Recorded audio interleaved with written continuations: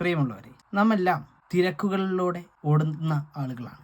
ആ ഓട്ടത്തിൽ നമുക്ക് ചിന്തിക്കേണ്ട ചില ചിന്തകൾ, ആ ചിന്തകളാണ് അർജുൻ ബ്ലൂമിംഗ് തോട്ട്സ് നിങ്ങളുടെ മുമ്പിൽ അവതരിപ്പിക്കുന്നത്. ഇന്നത്തെ ചിന്ത ഞാനൊരു കഥയിൽ നിന്ന് ആരംഭിക്കാം. ഒരിക്കൽ ഒരാൾ, അയാളുടെ വീട് ഒരു വയലിൻ്റെ അരികിലാണ്. അയാൾ എന്നും അയാളുടെ വീട്ടിൽ നിന്ന് ജോലിക്ക് പോകുമ്പോഴും വരുമ്പോഴും 2 കുതിരകളെ ശ്രദ്ധിക്കുമായിരുന്നു. അവ രണ്ടും ഒരേപോലെ നടക്കുകയും ഒരേപോലെ പുല്ല് തിന്നുകയും ഒക്കെ ചെയ്യുന്നത് അയാൾ സസൂക്ഷ്മം നിരീക്ഷിക്കുന്നുണ്ടായിരുന്നു.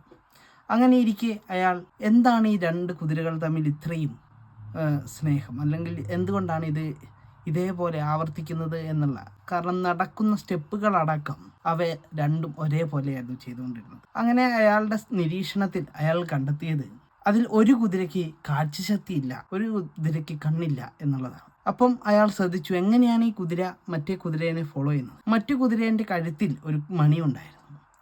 ആ മണിയുടെ ശബ്ദമാണ് ഈ കുതിരയ്ക്ക് ഉള്ള ഇന്ധനം. ആ മണിയുടെ ശബ്ദത്തിലൂടെയാണ് ഈ കുതിര മുന്നോട്ട് പോവുകയും കാര്യങ്ങൾ ചെയ്യുകയും എല്ലാം ചെയ്തുകൊണ്ടിരുന്നത്.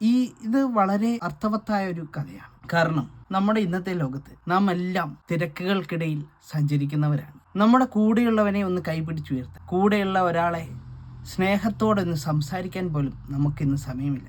നമ്മളും നമ്മുടെ ജീവിതത്തിൽ പലർക്കും ഇതുപോലെ ഈ ശബ്ദം കാട്ടി പ്രചോദനം നൽകുന്ന കുതിരയുടെ പാത പിന്തുടർന്നിട്ടുണ്ട്. ആ പാതകൾ പിന്തുടരാൻ നമുക്ക് ഇനിയും കഴിയട്ടെ. ദലൈലാമയുടെ ഒരു പ്രശസ്തമായ കോട്ടുണ്ട്. മനുഷ്യരുടെ ആത്യന്തികമായിട്ടുള്ള ദൗത്യം എന്ന് പറയുന്നത് മറ്റുള്ളവരെ സഹായിക്കുക എന്നുള്ളതാണ്. മറ്റുള്ളവരെ സഹായിക്കാൻ കഴിഞ്ഞില്ലെങ്കിൽ അവരെ നമ്മളായിട്ട് ഉപദ്രവിക്കാതിരിക്കുകയെങ്കിലും വേണം. ഈ മഹത്തായ കോട്ട്, മഹത് വചനം നമുക്ക് നമ്മുടെ ജീവിതത്തിൽ യാഥാർത്ഥ്യമാക്കാം.